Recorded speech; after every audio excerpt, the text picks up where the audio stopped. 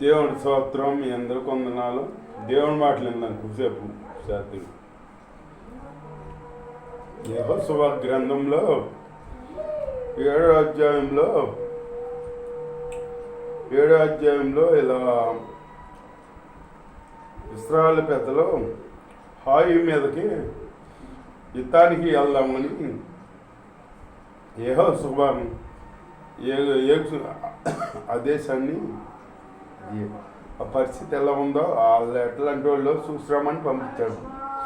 పంపిస్తే చూసి వచ్చిన వాళ్ళు ఏం చేశారు, వాళ్ళు తక్కువ మంది, మనం ఇంతమంది అక్కర్లేదు, కొద్దిమంది వెళ్తే చాలు అని 3,000 మంది వెళ్ళారు. 3,000 మంది వెళ్తే ఈ 3,000 మంది వెళ్ళి వాళ్ళ మీద వాళ్ళ ముందు నిలవలేక పారిపోయారు. పారిపోతే అప్పుడు వాళ్ళు ఎంతమందిని చంపారు, 35 మందినో ఎంతమందినో చంపారు, 36 మందినో. అప్పుడు యెహోషువ ఏంటి ఎలా జరిగిందని యెహోషువ ఇంకా కొందరు కలిసి యెహోవా మందస్సు ఎదుట నేలని మోకాల కింద నేను తలకాయ పెట్టుకుని నేల మీద మోకరించారన్నమాట. ఆకరించి ధూళి పోసుకుని విలపిస్తున్నారన్నమాట. దేవుని స్తోత్రం, హల్లెలూయా. విలపిస్తుంటే దేవుడు చెప్పాడు యెహోషువను అన్నాడు, ఎందుకు నీవు ఇక్కడ మోకాల మధ్య తలగా పెట్టుకుని మోకరిస్తావు, ధూళి పోసుకుని అక్కడ ఇశ్రాయేలు ప్రజల్లో శపితమైన దాన్ని తెచ్చుకున్నారు, వద్దన్న దాన్ని తెచ్చుకుని ఇంట్లో పెట్టుకున్నారు, దాచుకున్నారు. ప్రజల్లో వాళ్ళని నువ్వు తీసివేస్తే కానీ అప్పుడు నేను నీకు సహాయం చేయలేను అన్నాడు. అంటే అవి ఎట్లా పట్టుకోవాలి ప్రభు అంటే అప్పుడు ప్రభువే ఐడియా ఇచ్చాడు యెహోషువ. గోత్రాలందరూ నిలబెట్టు, ఏ గోత్రంలో వస్తారో మళ్ళీ ఆ గోత్రం కుటుంబాలన్నీ నిలబెట్టు అట్లా చెప్పాడన్నమాట. అట్లా నిలబెడితే ఆఖరికి ఇతను వచ్చాడన్నమాట. ఎవరో ఆకాను దొరికాడు. ఎందుకు అప్పుడు యెహోషువ అన్నాడు, ఆకాన్ని ఎందుకు సహోదరుడా ఈ పని చేసావు, నువ్వు చేసింది మరుగు చేయకుండా దేవుడు ఏదో ఒప్పుకో నువ్వు అని చెప్పాడన్నమాట. చెబితే అప్పుడు ఒప్పుకుని నేను మంచి ఆ దండ్రిలో ప్రవేశించినప్పుడు ఒక మంచి సేనారి వస్త్రము, 200 తులముల వెండి, 50 తులముల ఎత్తుగల కమ్మి, బంగారపు కమ్మి, ఈ 3 దొంగిలించి గుడారంలో దాచిపెట్టాను అని ఒప్పుకున్నాడు. దేవుని స్తోత్రం, హల్లెలూయా. ఒప్పుకున్నాడు ఆయన. పర్లా ఎవరన్నా దొంగతనం చేస్తే ఒప్పుకుంటారా? ఒప్పుకోరు. ఏదో సాగులు చెబుతారు, వాళ్ళు నన్ను చేయమన్నారు, వీళ్ళు చేయమన్నారు, ఏదో చెబుతారు.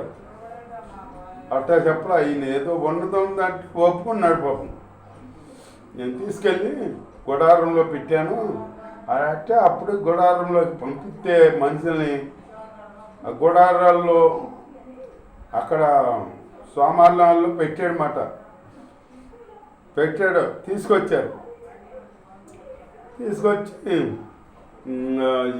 ఎలా దగ్గర పెడితే అప్పుడు అన్నారు, ఎందుకు చేసావు ఈ పని నువ్వు, యెహోవాకు విరోధంగా ఎందుకు చేసావు ఈ పని నువ్వు అని చెప్పేసి అప్పుడు ఆకాన్ని కాదు, ఆకాని కుటుంబాన్ని, ఆకానికి కలిగిన వాళ్ళందరినీ, ఆకాన్ని ఆఖరి పశువుల కాడ వాళ్ళ పశువుల కాడ చంపేశారన్నమాట. రాళ్ళు ఎట్టుకొట్టేసి చంపేసి ఆకోడు లోయ అని ఉంది, ఆ లోయలో తోసేసి మళ్ళీ అగ్ని అంటించినట్టు ఉంది. మళ్ళీ రాళ్ళు కుప్పేశారు, దాని మీద రాళ్ళు కుప్పేశారన్నమాట. అట్లాగే మనం దేవుడికి వ్యతిరేకంగా ఏది చేయకూడదు. దేవుడికి వ్యతిరేకంగా చేసామనుకో మనం శాపాన్ని కొని తెచ్చుకోవాలి. దేవుడు చెప్పినట్టు అలా చెయ్యాలి. దేవుడు చెబితే చెప్పినట్టు చెయ్యాలన్నమాట. అంతేగాని మనం దురాలోచన చేత మనం అది చూసి బంగారం అయ్యి చూసి ఆశించి ఆకాంక్ష తెచ్చుకుని ఏమయ్యాడు? బాగుపడ్డాడా? పని బాగుపడలా. ఆఖరికి రాళ్ళతో కొట్టబడి చంపబడ్డాడు. ఆకానే కాకుండా ఆకాని కుటుంబం మొత్తాన్ని కొట్టి చంపేశారు. అలా కలిగిన పశువులు కాడ కొట్టి చంపేసి ఆఖరు రోజులో అగ్ని అంటించి మళ్ళీ పెద్దగా రాళ్ళు కుప్పేసినట్టు ఉంది. బైబిల్లో రాళ్ళు కుప్పేశారన్నమాట. అట్లాగే ఒకరిది మనము తీసుకుంటే అది ఎప్పటికైనా అది మనం ఏదన్నా కాండ్రాన్ని పని చేసామనుకో అది మన గుండెలో దడగానే ఉంటుంది ఎప్పటికైనా. ఎవరన్నా ఏమన్నా అంటారేమో, ఎప్పటికైనా తెలుతుందేమో, ఎట్లా ఏంటి అన్నీ ఉంటాయి. అదే దొంగకైతే ఇప్పుడు చేసేవాడికైతే ఇంకేముంటుందో ఉండదు. ఎప్పుడు చేయని వాళ్ళం చేసామనుకో అది మన గుండెల్లో దడగానే ఉంటుంది. ఎవరైనా చూస్తారేమో, ఎవరైనా చూసారేమో అని చెప్పేసి మన గుండెలో దడగానే ఉంటుంది. అట్లా చేశాడనమాట ఆకాన్ చేసి ఆకాన్ కుటుంబానికి కాడ శాపం తెచ్చుకున్నాడు. అట్లాగే మనం తప్పు చేస్తే మనతోనే పోదు. అది దేవుడు మరి ఇప్పుడు కొత్త నిబంధన అయితే ఎవరు తప్పు చేస్తే వాళ్ళే శిక్షించబడాలి. పాత నిబంధనలు అట్ట కాదు, వాళ్ళ ఇంటి వారు. ఇప్పుడు ఇశ్రాయేలు పెద్దలు నడిపించేటప్పుడు మోసేని ఎదిరించారు. మోసేని ఆహారాన్ని ఎవరో అభిరాము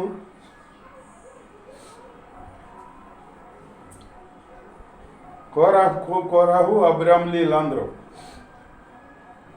ఎదిరిస్తే అప్పుడు దేవుడు శాపం వచ్చిందన్నమాట. దేవుడు అన్నాడు, మీరెందుకు బాధపడతారో, మీరు గోత్రానికి ఒక కర్ర తీసుకురాండి, కర్రలన్నీ తీసుకురండి, లేవి గోత్రంలో మట్టి ఆహారం కర్ర తీసుకురండి, ఆ కర్రల మీద మీ పేర్లు రాయండి అని ఆ కర్రలన్నీ దేవుడి సన్నిధిలో పెట్టండి. తెల్లారిపాటికి ఎవరి కర్ర కాయలు కాసి పువ్వులు పూసి ఉంటుందో వాళ్ళు ఎన్నుకుంటాడు దేవుడు అని చెప్పండి మీరు అని చెప్పాడు మాట దేవుడు. అప్పుడు అందరు గోత్రానికి ఒక కర్ర తీసుకొచ్చి పెట్టారన్నమాట. పెడితే ఆ కర్రలన్నీ మామూలు కర్రలే పెట్టారు. ఆ కర్రలో యెహోవాను కర్ర ఆ మధ్యలో ఉందన్నమాట. ఆ మధ్యలో కర్ర చిగురించి పువ్వులు పూసి కాయలు కాసిందన్నమాట. అది చూడ దేవుడి ఆశీర్వాదం ఉంటే అట్లా కార్యం జరిగిద్ది. ఎండిపోయిన జీవితమైన మనం ఎండిపోయిన అనుకున్న జీవితం దేన స్థితిలో మనం ఉన్నా కానీ మన లేవనెత్తాడు దేవుడిని అనుసరించుకుంటే అట వచ్చేటప్పుడు ఆహారం కర్ర చిగురించింది, బాదకాయలు కాడ కాసింది కదా, అప్పుడు ఆహారాన్ని ఎంచుకున్నాడు దేవుడని వాళ్ళు అప్పుడు తెలుసుకున్నారు అనమాట. తెలుసుకొని అందుకే దేవుడు చావకలు ఎదిరియకూడదు,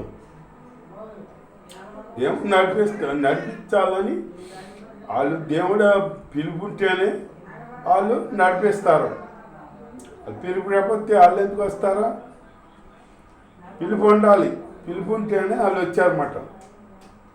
అది కాకుండా మీకైనా దేవుడు దర్శించేది దేవుడు మీకైనా మాట్లాడే దేవుడు మీతోనైనా మాట్లాడే మాతో మాట్లాడలా అని చెప్పేసి వాళ్ళని ఎదిరించేటప్పటికి ఇట్లా చేసేటప్పటికి కర్రలన్నీ పట్టుకొచ్చి మందిరంలో పెడితే తెల్లారిపాటి చూస్తే ఆహారం కర్ర సిగరించి పువ్వులు పూసి కాయలు కాసిందన్నమాట. అప్పుడు ఆహారం ఎన్నుకున్నారు అని తెలిసి అందరూ అప్పుడు భూమి దేవుడి ఉగ్రత వచ్చి భూమి నెరవిడిచేసి అబ్రాముల్ని ఆహారోను అబ్రాము వాళ్ళందరి కుటుంబాలందరినీ మింగేసిందన్నమాట. భూమిలోకి వెళ్ళిపోయారు. నెరవిడిచేసింది భూమిలోకి వెళ్ళిపోయారు వాళ్ళు. వెళ్ళిపోతే అక్కడ జరిగిన చిత్రం ఏంటంటే దేవుణ్ణి అనుసరించుకున్నారు ఎవరో కోరాకు కుమారులు. మరి కోరాకు చనిపోయాడు, కుమారులు చనిపోలే. కుమారులు దేవుడి బలిపీఠం కూడా ఉన్నారు. చూడు మరి దేవుణ్ణి మనము అనుసరించుకుని ఉంటే దేవుణ్ణి ఆరాధిస్తే దేవుడు మనల్ని తప్పిస్తాడన్నమాట. దేవుడు ఉగ్రత నుంచి తప్పిస్తాడు. వాళ్ళ కుటుంబం మొత్తాన్ని మింగేసింది కదా. మరి ఆ కుటుంబం మొత్తాన్ని మింగేసినప్పుడు కోరాకుని మింగేసినప్పుడు కోరాకు కుమారులు కూడా మింగేయాలి కదా. అట్లా మింగల దేవుడు వాళ్ళని కాపాడాడు. ఎందుకంటే దేవుడు బలిపీఠం కానీ ఉన్నారు వాళ్ళు. దేవుణ్ణి అనుసరించుకుని ఉన్నారన్నమాట. దేవుణ్ణి మనం అనుసరించుకుని ఉంటే మన దేవుణ్ణి మన ఆపత్తులో నుంచి కాపాడుతాడు. దేవుడు దేంట్లో నుంచైనా కాపాడుతాడు. అట్లా ఉండాలన్నమాట. దేవుణ్ణి అంట కట్టుకుని దేవుళ్ళలో రక్షణ పొంది దేవుళ్ళలో జీవించాలన్నమాట. జీవిస్తే మన జీవితాల్లో చిగురించబడతాయి. ఆహారోని కర్ర చిగురించట్టు మన జీవితాలు చిగురించబడతాయి అన్నమాట. అంతేగాని మనం మళ్ళీ మందిరానికి వచ్చి మళ్ళీ అట్లాంటివి ఉండకూడదు. మనలో వాళ్ళనేది వీళ్ళనేది మానవుడిగా ఉండలేక అంటాం మనం, అనకూడదు. ఆ దేవుడే చూసుకుంటాడు. దేవుడే ఎవరికి ఇవ్వాల్సిన ప్రతిఫలం వాళ్ళకి నేను ఇస్తాను, ఎవరి క్రియల ప్రకారం వాళ్ళకి ప్రతిఫలం ఇస్తాను అని ప్రకటన గ్రంథంలో చెప్పాడు దేవుడు. అట్లా దేవుడు ఇస్తాడు. మనం అట్లా చేయకూడదు. మనం వాళ్ళని ఎదిరించి నీతో నేను మాట్లాడేది మాతో మాట్లాడరా అని మనం అంటే దేవుడు ఇక్కడ ఏమైంది, ఇప్పుడు ఆహారం నేర్చుకున్నాడని తెలిసింది కదా. తెలిసినప్పుడు కోరాహు అబ్రాములు వీళ్ళందరూ భూమిని ఎర్రచ్చింది, భూమిలోకి వెళ్ళిపోయారు అన్నమాట. దేవుడు ఉగ్రత వచ్చింది. అట్లాగే దేవుడు ఉగ్రతకే గురి అవ్వకూడదు మనం. అట్లా గురైన వాళ్ళు ఉన్నారు. మోసే చెల్లి అక్కాయి మిరియం తమ్ముడే కాదని మోసే ఒక మాట అంది. ఆహారోను మోసే మిరియం అంది. అనేప్పటికి ఆహారం కూడా వంతపాడాడు అనమాట. ఈ దేవుడు కోపం వచ్చింది. మీ తమ్ముడే అవ్వచ్చు, ఆయన నా సేవకుడు మీరు అంటారా అని చెప్పేసి అప్పుడు మిరియంకి కుష్టి వచ్చింది. అప్పుడు ఆహారోను ఏడ్చి బాధపడి మోసేకి చెప్పినప్పుడు అప్పుడు మోసే దేవుడిని వేడుకుంటే అప్పుడు ఆ కుష్టి పోయిందన్నమాట. అట్లాగే దేవుడు ఉగ్రతగా మనం పాలు అవ్వకూడదు. దేవుడు ఆశీర్వాదానికి మనం వారసులం అవ్వాలి, కానీ దేవుడు ఉగ్రతగా గురయ్యామా ఇంకేమి లేదు. ఇక దేవుడిని అనుసరించి జీవించాలన్నమాట. దేవుణ్ణి కనపరిచే బిడ్డలుగా ఉండాలి మనం.